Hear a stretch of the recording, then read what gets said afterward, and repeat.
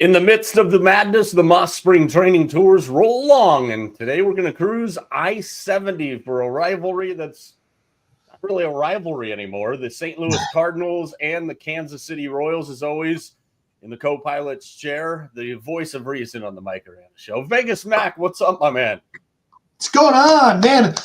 Ready for the madness, baby. Let's get it going. Yes.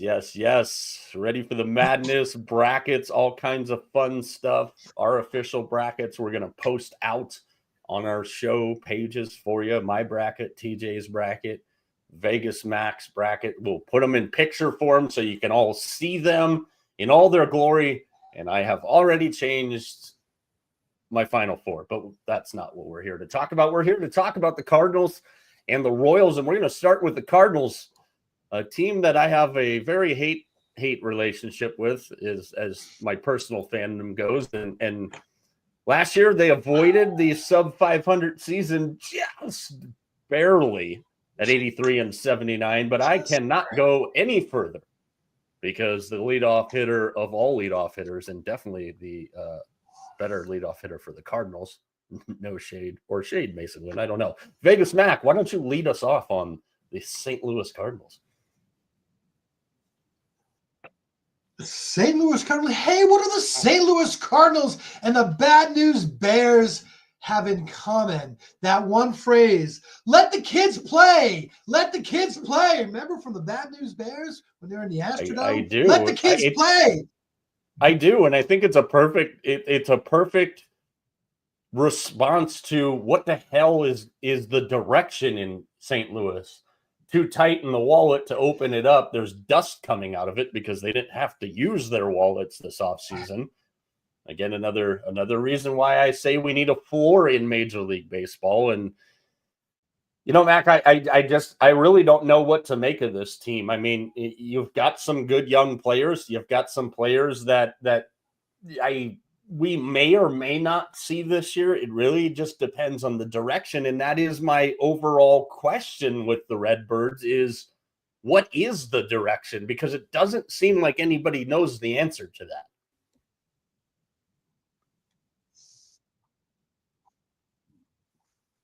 Well, you know, let's just start with questions like in the front office. You have John Mozeliak, who's the president of baseball operations, and then you have Chaim Bloom, who's waiting in the wings to be the president of baseball operations. And so, you know, when you have that kind of,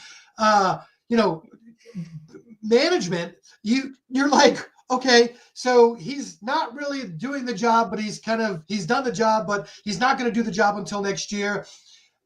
We're gonna run things through him. I mean, right off the bat, that's kind of a problem, wouldn't you say? Yeah, usually when there's multiple cooks in the kitchen, it doesn't lead to a positive result. And we've talked a lot about this NL Central as a whole here. And you know, the Brewers are kind of the benchmark. They've been at the top of the division for the last couple of years. A lot of hype to the Cubs. You know, whenever they do play their first opening day game here in a couple of weeks with the rest of baseball. If something happened this morning, I mean, not that anybody was awake to see it. We're going to stop right there because we're not going to go down the trigger road. But this is a division that is gettable for a team that wants it, but nothing that the Cardinals did in the offseason shows that they want it. And that's, I mean, if you're a Cardinal fan, it's got to be beyond aggravating to you.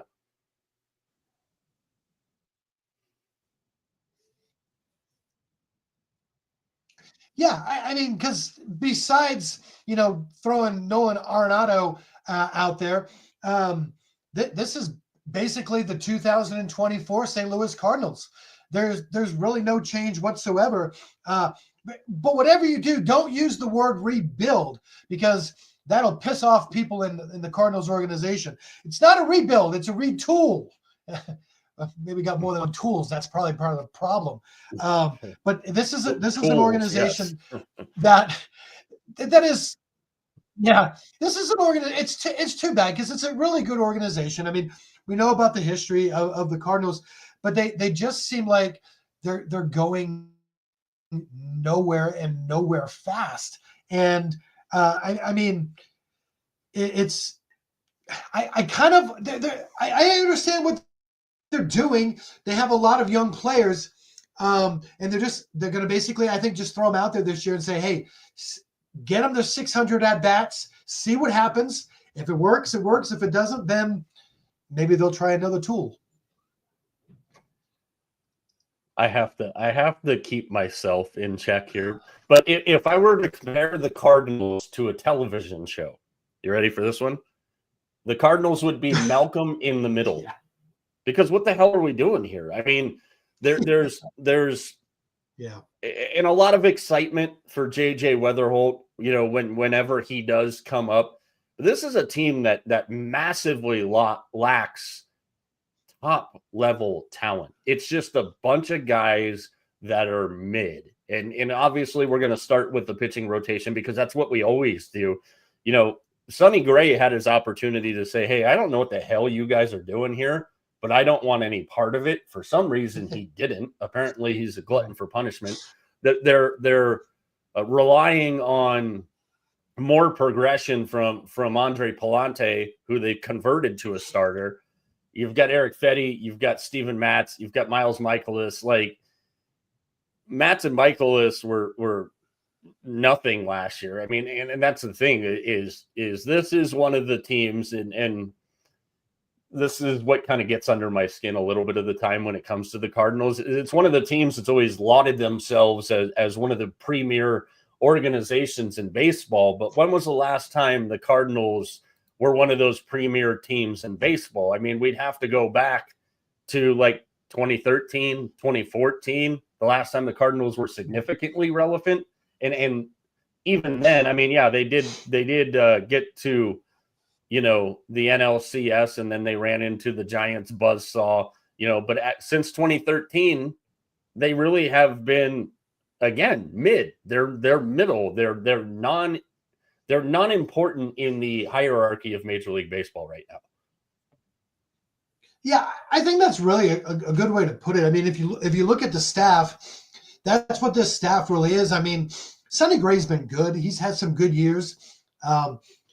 Some consider him an ace. I don't consider him an ace at all. And Matz and Michaelis, I mean, you're right. They're like middle of the road guys. They're good guys to have as your 4, as your 5, maybe a 3. I'll give you a little bit there. But that's what it is. You've got a pitching staff made up of 2s and 3s and 3s and 4s. Like you said, that puts you in the middle. I think the biggest thing, the one thing that I put down for the Cardinals is who can they build around? That's what you want a team, right? You take a baseball team, and we'll take the Dodgers. The Dodgers have played you're going to build around an Ohtani or even a Mookie Betts, or insert your team here. Who are you building around? Who do the Cardinals? Who would you say they are going to build around? I mean, I'm not sure. Obviously, the name that jumps off to the top of the head. I mean, we just mentioned JJ Weatherholt. He's not there yet. Mason Wynn is another guy that's got a lot of hype. I like Lars Nootbaar. I always kind of have, but that's not a guy you build around. Like Mason Wynn is the guy you build around, and Mason Wynn has been just kind of okay. And I think this is part of the lack of direction for this franchise. Is you're asking for who do you build around? Well, they're putting a lot of pressure on Mason Wynn to kind of be the guy. And here's my first question. I'm gonna throw this right out to you. Sonny Gray, Ryan Helsley, Nolan Arenado how many of the 3 of them are Cardinals after the All-Star break? I know I'm putting you on the spot. I don't think Arenado is. I mean, he hasn't budged off of those 5 teams. I mean, let's be honest. I think you can throw the Red Sox out, maybe the Astros, the way the Yankees are going, I mean, maybe I can see the Yankees, but if you're going to trade to Yankee, I don't know what the Yankees would give the Cardinals back or in return, because They don't the have Yankees have anything to give back. Yeah, no, that's what I'm saying. The Cardinals made that mistake. I mean, no offense, like as a Red Sox fan, like if you're going to go after an organization that's got something, the Red Sox are the organization you want to pick from right now. So that's the thing. I think another team that comes to mind is Seattle. They could Suarez is there. He's up and down a little bit. I think an American League team. I mean, Arenado, that would be a pretty nice fit for him, and Seattle could give some young pieces back, because that's what St. Louis is going to want. They're going to want young pieces back. The other guy that we can talk about, and it seems like we've talked about him like it seems like 10 years, but not really, is Jordan Walker. It's like you got to either do it this year or not. But it seems like the last 3 or 4 years, all we've heard from the Cardinals is, "Oh, wait for Jordan Walker, and we're waiting. We're not getting anything, but we're waiting." Cue the meme when you need it, right? Ryan Helsley. I don't think either one of us is intentionally just trying to unload the dump truck on the Cardinals here, but it's the reality of the situation. And I honestly, I'd love to hear from some Cardinal fans there, and feel free to comment. Again, follow us on all of our social channels at Mike Arana Show, everywhere but Snapchat, because Snapchat sucks and we're not 12. But and Mike, I was going to say, here's the thing: that division's up for grabs. I mean, let's be honest. Milwaukee's good, but we all know that Milwaukee's is going to take a step down, probably with some of the losses that they have. This is a division that they should be challenging for, and I don't think they're going to. I don't even think it's going to be close. No, I honestly, like, in next week we'll talk about the Pirates, but I honestly think that the Cardinals are in grave danger of finishing last in this division with the way they're currently constructed.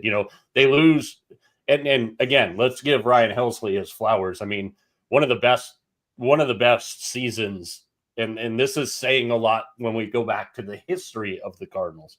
One of the best seasons that the Cardinals have ever had out of a reliever. The guy I think that is a big loss for them that will go under the radar is Andrew Kittredge. They lost him, and he was a guy that got a lot of high leverage relief innings. Now they're leaning on Jojo Romero and Valley prospect Matthew Liberatore to fill a lot of those innings in replace of him. And Kittredge was a guy that really was effective for them last year. And again, I mean, it's got to madden you as a Cardinal fan to go, what the hell are we doing here? And we'll get into the offensive nuts and bolts, Mac. But like, that's the most glaring. There's not a team. And again, we can throw the White Sox out. We can throw the Rockies out. We can throw the Nashville Rays out. We can throw the whatever the hell they are, Athletics out. Outside of those teams, it's an embarrassment for the Cardinals brass to not try and do something better with this roster like you said. And I know you're not super high on the Cubs. And we've talked about the Brewers and how they might take a step down. It is a gettable division, but the Cardinals don't have the get to make it gettable for them. No. And like I said, we really look at the pitching staff. I mean, where does this pitching staff fall even within that division? Is it better than, like I always ask that question, is it better than Milwaukee? Is it better than Pittsburgh? Is it better than Cincinnati? And like I said, this is not the division to have weak starting pitching. We've said this numerous times. This is a division where you've got to pitch because you've got some tough ballparks to pitch in because ball's bouncing out of there. Yeah. And by the way, I was going to say the Cubs haven't won a game this season. Oh, you stop that shit. What are you going to tell me next? The Dodgers are so good. They're going to go 162-0. Undefeated. 162-0. Way to go, Bobby, at 3 a.m. in Los Angeles and 5 a.m. in Chicago, you tool bag. Let's go over to the offensive side of things and some interesting moves here. The biggest of which, Wilson Contreras, is now the first baseman of the Cardinals. He's only played that position 11 times in his career. Hasn't done it since 2019.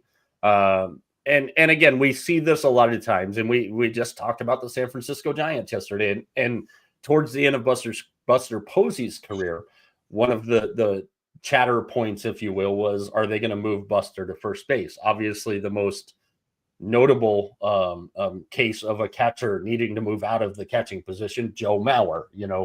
That was another thing there. So Contreras only got to play in 84 games last year because of all the injuries, so they make the move for him to first base. They're going to go with Herrera and Pedro Pajes behind the dish this year, and you go around the horn, if you will. Donovan and Gorman expected to be the second base kind of tandem. We already mentioned Mason Wynn. Mason Wynn doesn't turn 23 years old until March 21st, so happy early birthday, Mason Wynn. But yeah, I think they're putting so much pressure. And there was already a lot of pressure on Mason Wynn. There was a lot of hype behind him, and I think he's been okay. But this is now a guy that has to be the cornerstone of your franchise. Again, Weather Holt will help take some of that load off of him there. But even when you go around spot by spot on this team, I mean, they're outfielders. Nootbaar, Walker, Scott, Siani. I mean, just nobody on this team just it doesn't strike fear into you. It strikes, again, like I think it's an embarrassment, and hopefully Cardinals fans will take the upper management and the brass of the Cardinals to task on this, because it's a joke. And I'll play my role. I'll play the voice of reason, and I'll say, from the St. Louis standpoint, you have Mason Wynn, who is getting better. We talked about his age; he's still young. You've got young guys. If Jordan Walker can live up to part of his potential, same with Victor Scott, if these guys start to come around, all of a sudden this lineup isn't bad, and then it'll be interesting to say. But this is, like you asked me that question, which one of those three guys are going to be around at the All-Star break? If this team, this is another team that falls into that category. If they don't get off to a good start, when do those pieces start getting sold off? And it may be soon. I mean, I could see Sonny Gray, quite honestly, being one of those late May, early June, one of those things that we forget about him getting traded because it happened so soon. Because, again, there's a lot of teams, and I keep going back to the American Leagues, that may need pitching. And if the Cardinals just hit the dumper early, this may be, put up the white flag. We're done for the year. Yeah, absolutely. And this is something that'll really blow your mind. You ready to play a game? Our favorite game of the spring training tours here. $100 of my money. Now I'm going to throw a couple of these numbers out just for laughability and just to show what Vegas thinks of the Cardinals. The St. Louis Cardinals odds to win the World Series. And again, all odds are subject to change. Just giving you what we have written down. They might even be worse than this right now. To be quite honest with you, I didn't scroll down far enough to look what their World Series odds were as of right this second. Plus 120. So, we're talking 120 to 1 to win the World Series. To win the National League, they're 55 to 1. To win the Central, they're 6 to 1. To make the playoffs, they are a plus 360. To miss the playoffs, they're a minus 475. Their over-under win total, Mac, is 77.5. That shows you how much Vegas thinks this team is not good. And while you're thinking about that, the Kansas City Royals, for all of you tuning in right now, we appreciate y'all. Follow us on all of our social channels at Mike Aranda Show. The Kansas City Royals are coming up next. Talk about a stark difference over a 3-year period.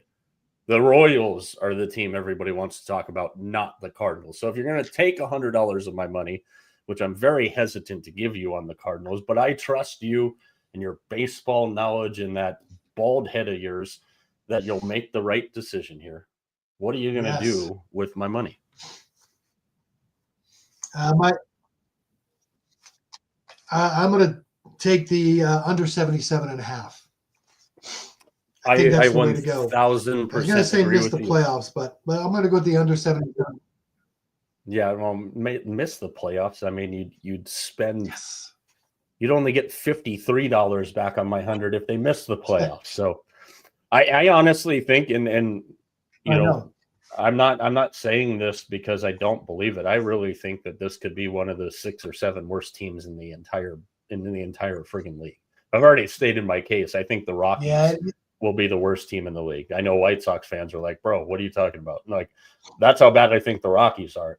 I think the Cardinals might be one of the 6 or 7 worst teams in all of baseball this year. And that counts teams like the Angels and whatnot. Yeah, this has the potential to be really, really bad. It really does. It has the potential to be really, really bad. All right, let's take that I-70 and let's go to a team that a lot of people are high on, and I'm going to call them. The finger went up.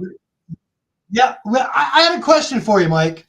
Okay. Before we get to the Royals, I've been seeing a lot of this on my social media pages and whatnot, and so I wanted to throw this question out to you. What do you think of this? Are you ready?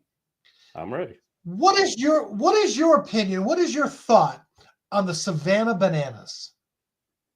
I love the Bananas. And if anybody is watching that is connected to the Savannah Bananas, we would love to have a Mike Arana Show day when they come out to Arizona. Please reach out to us, seriously. I've been in the lottery to get tickets the last couple of years. I saw them sell out Raymond James the other night. Fantastic time. You know, a lot of people that aren't familiar with the Bananas, the Harlem Globetrotters of baseball. I mean, that's the easiest way to describe it. And that's not to knock what Jesse Cole and the Bananas staff has put together at all, because the Globetrotters have been great for years, and the Bananas are. There's still a lot of people, I think, that don't really know anything about the Bananas. And, you know, I say this all the time. Baseball purists are the funniest group of people I've ever been around, because they're anti-change on everything. I love the ABS, what I've seen out of the ABS system so far. I could have came up with a more creative name, but again, that's asking Rob Manfred and his cronies to like actually do something intelligent. But I love the ABS. I love the pitch clock. I love what they're doing as far as certain things. But baseball purists, I think, are so anti-Savannah Banana, and it's hilarious. It's a good friggin' time, man. Like, why are we afraid to have a good time anymore? Oh, this doesn't look like normal baseball. It's not supposed to be normal baseball. That's the damn point. And as somebody I was going to say, did you see? Go ahead. I was going to say, did you see the extra innings? What they do when they get it's not called extra innings. It's, I forget the terminology of it, but anyway, I think it's a showdown, I believe. Showdown, yeah. And so at one point they load the bases. Okay, they load the bases, and you have like a pitcher, the catcher, and one person in the field, and he hits the ball out to the outfield, and the guys are running around the bases, and it's like the one infielder's got to go get the ball in the outfield. But what it reminded me of is we used to do that as kids. Remember, you know, you didn't have 9 guys, you had 4 or 5, and you hit the ball, and everyone was running, and you went to get the ball, and you threw it to your friend, and you tried to get. I go that it just reminded me of like, man, this is what you used to do in the backyard of your house. You know, it was so much fun. It was just, anyway, I just wanted to throw that out there and get your opinion on it. No, I'm dead serious, man. I've missed out on the lottery to get tickets. I think it's the last 3 years now that they've come out here. So anybody that's watching that's connected to the Savannah Bananas, send us an email at our basic bull crap, super simple email, mikearanashow@gmail.com. We would love to take our crew and some of our friends and followers to a Mike Arana Show night out at the Peoria Sports Complex when they come out here next year. I'm still going to enter the damn lottery because my fiance wants to go. She every year when I tell her that I didn't get selected in the ticket lottery, she's very upset. So yes, 1000% on board with the Savannah Bananas. Now let's get to another thing that I am insanely excited about the Kansas City Royals. And we started Mike's Man Crush last year because of one guy on the Kansas City Royals, my guy, Bobby Witt Jr. And I will say this with zero hesitation. See, we're already building the crew to go to the Savannah Bananas game with us right here. So if you're watching and you want to be a part of the Mike Arana Show night out at a Savannah Bananas game, feel free to comment and let us know. But the Kansas City Royals, and I think the best way to describe the Kansas City Royals for me, I have it in my head, but I cannot. You know how it is in baseball. We just talked about the purists of baseball and the rules of baseball. You can't jump the batting order. So Vegas Mac, lead us off on the Kansas City Royals. All right. It's step by step, baby. That's what it's got to be, step by step. But be careful not to take a step back.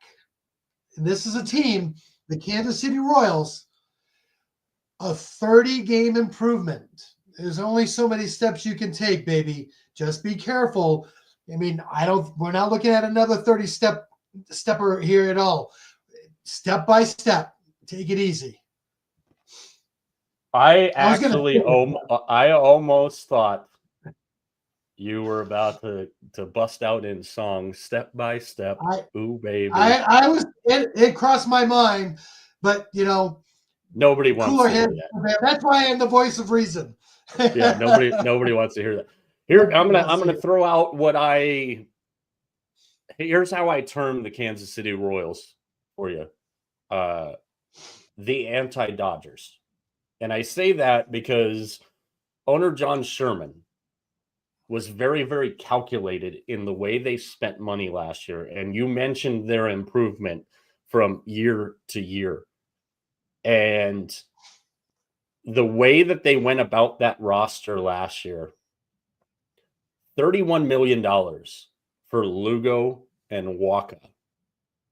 And that right there was, I think, the key in what got them over. That is, and granted, they got incredibly massive return on investment there. So you have an owner now that does have to operate with some of the, and I hate this term, but you have to operate with the small market constraints.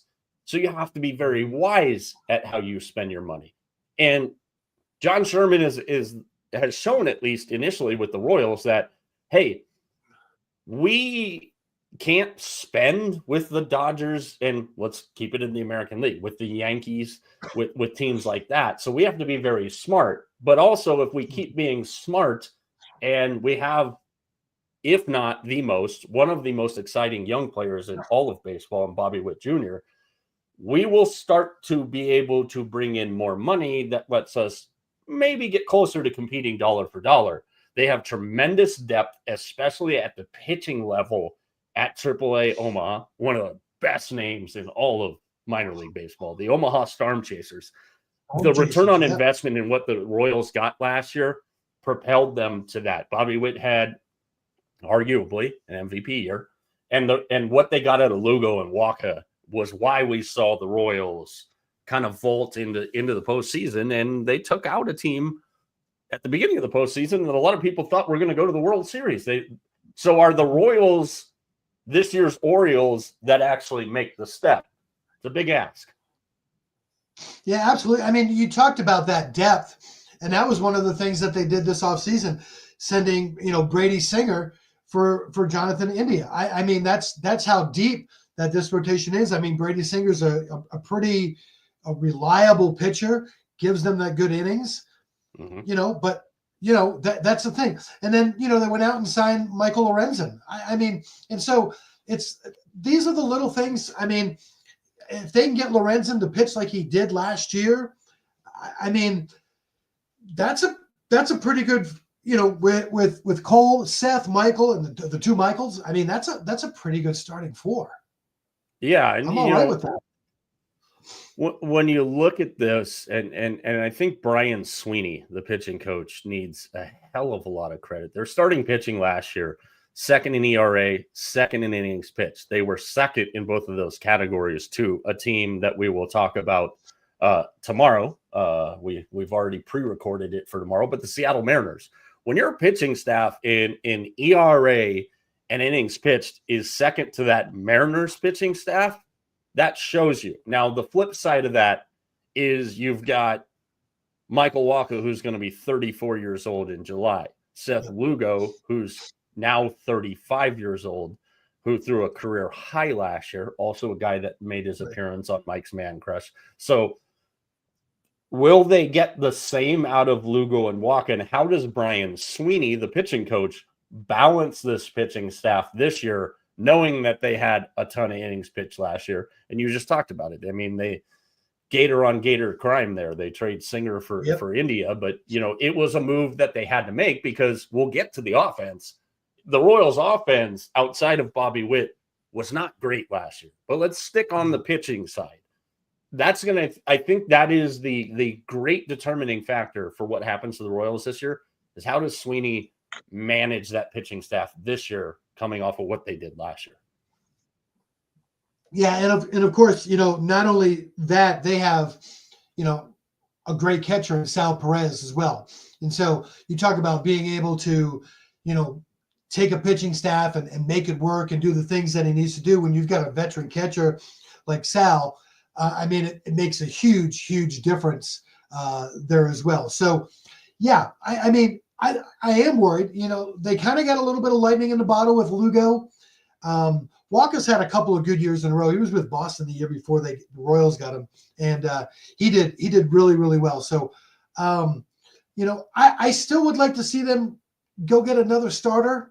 I know they just got rid of Singer, but I would like to go see them get another starter. I think that'll help just from an inning standpoint, Mike. That's my main concern. I'm worried about some of these older guys. Cole Reagans is just an absolute stud. But with Lugo and Wacha, I'm worried about the innings there. Yeah, and I think the first full season that they'll have Lorenzen now this year is something. And they've got some interesting – I really like what they've done with their bullpen. And a guy who was really, really good for them, especially in the postseason, Daniel Lynch. Big upside to him. He's fully healthy. Ursig and Carlos Estevez in the bullpen. They've got it there, but you're asking for a lot. And Alec Marsh, he's dealing with some right shoulder soreness. Depending on the terminology here, that is an interesting thing for them. Kyle Wright, another guy who's dealing with a hamstring injury right now. So they have depth, and they have great depth at the AAA level in Omaha with their pitching. But I think when it comes down to it for the Royals, the season goes as far as their offense goes. And Salvi, again, fantastic year last year, but we're talking he's in his 14th year. Power numbers are going to start to dip. And they do have Freddie Fermin, who, was good. One of the moves that they made very under the radar late last season, and I think this is good for him and good for the Royals, is Kevin Biggio. The guy that they kind of picked up off the scrap heap. He went from Toronto to the Dodgers to the Royals. Darian Blanco, tremendous speed there. Michael Massey, I think, is the biggest key for me on the offensive side. He's immense upside, but he's very impatient at the plate. And there's more film. You know how it is in baseball. From your playing days, like more film, more time.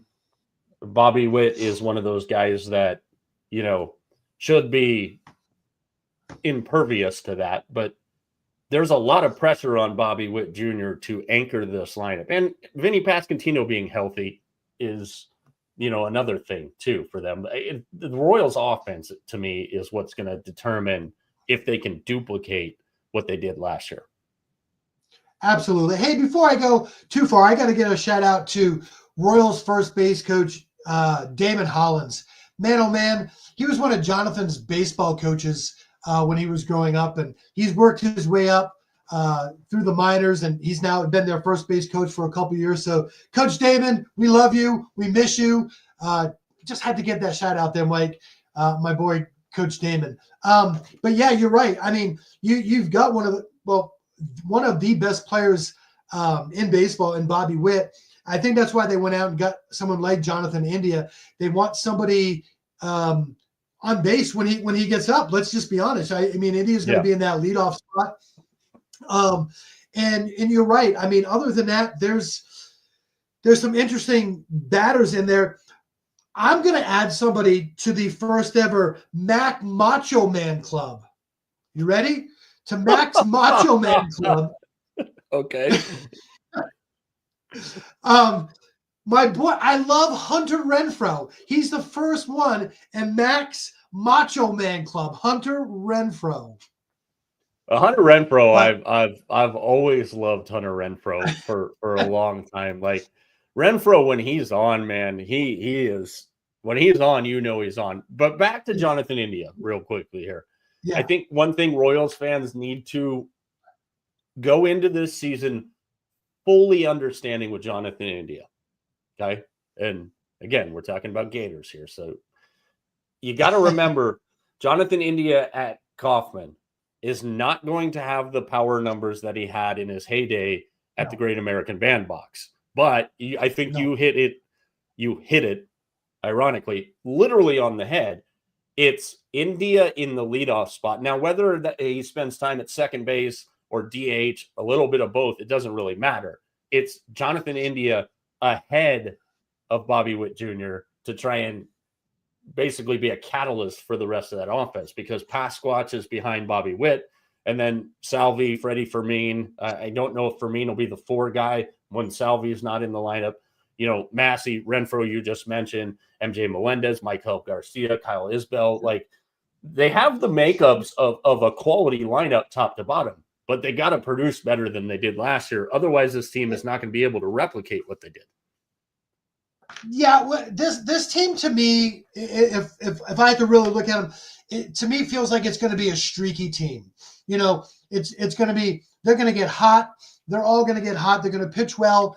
They're going to run off 8, 10, 12 games in a row. And then they're going to all start to stink it up, and then they're going to lose 8 or 10. I mean, it's going to be when do, you know, can they get more of those winning streaks than losing streaks? That's, for me, this is a very, very streaky team. That's not saying that they can't be good, because you can go on big winning streaks, but that's not only from their hitting standpoint, but from the pitching standpoint. To me, this seems like a very streaky team. I absolutely agree with you, and that's the thing. And when I break this down, and when I look at the makeup of the Central, and you and I have had conversations about this off the air, you know, we've talked about a couple of these Central teams. We're going to talk about another one in the Minnesota Twins on Friday. Again, our show's Thursday and Friday, pre-recorded because of March Madness, but the Twins, another team in there. We already talked about the Tigers. You know, the offense dictates what happens here, and as well as I think Brian Sweeney is going to be the guy that is probably under the biggest microscope this year. Is, can he replicate what he did last year with this pitching staff? I do think Estevez will help and will be their closer first, and if he's on, I mean, that's a hell of a guy to try and get hits off at the end. But they have Ursig, they have Hunter Harvey. You know, they've got it. They just have to produce better offensively. And the K is not the best offensive ballpark in the world. It's not a great, you got to be Bobby Witt at the K. You got to hit down the lines. You got to hit to the gaps. You're not going to hit a whole lot of home runs there.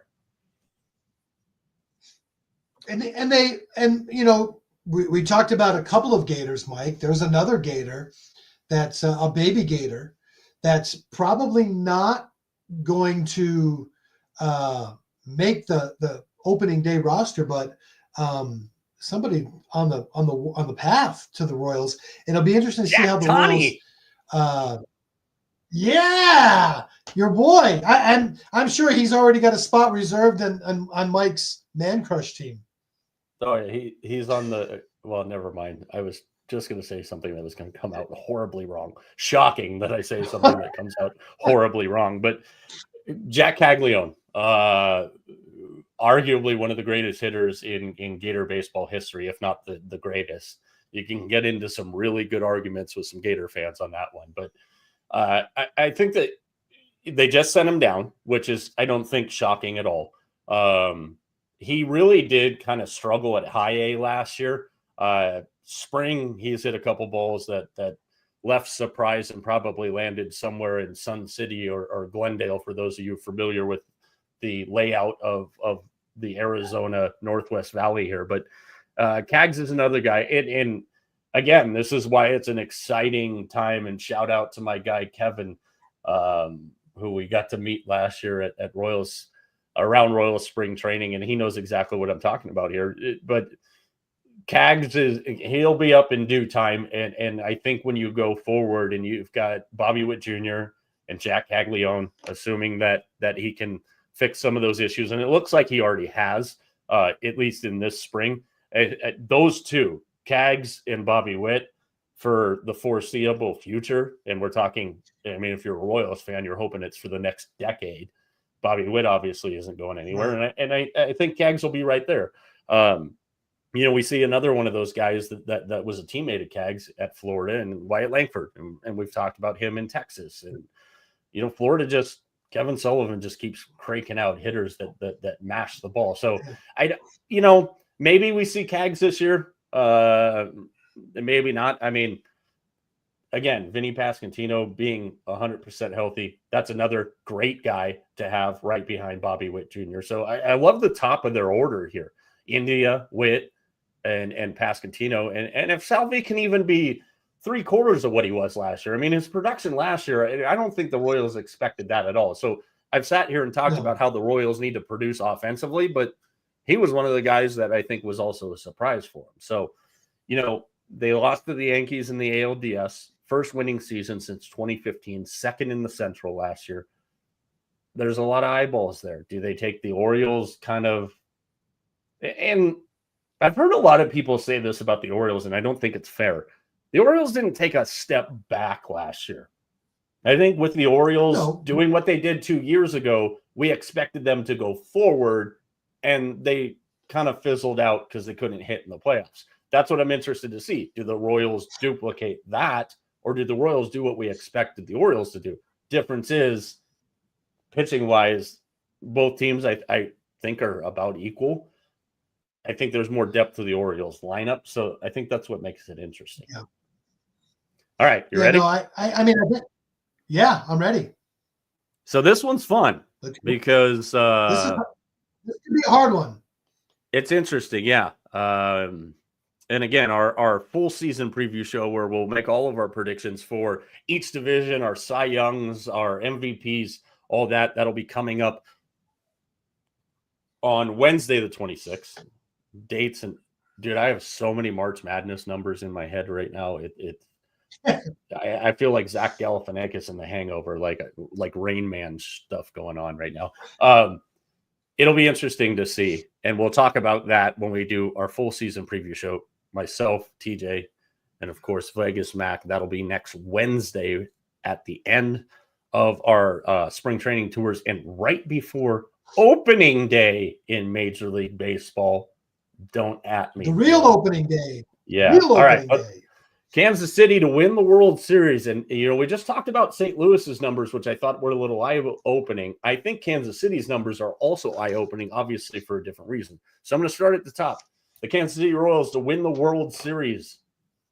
Plus 3,000, so 30-1. To win the American League pennant, they are 13-1, so plus 1,300. To win the AL Central, they're plus 310, which puts them behind everybody but the White Sox.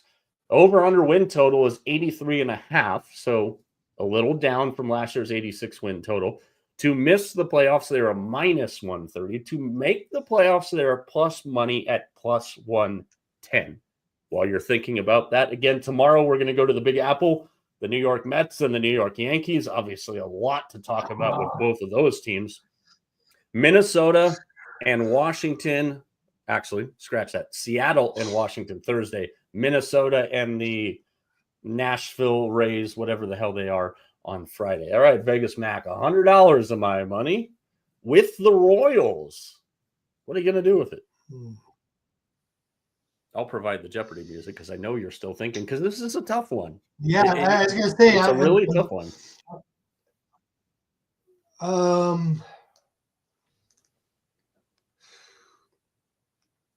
Under the 83.5? No. I don't think that's an unpopular opinion. Because I really,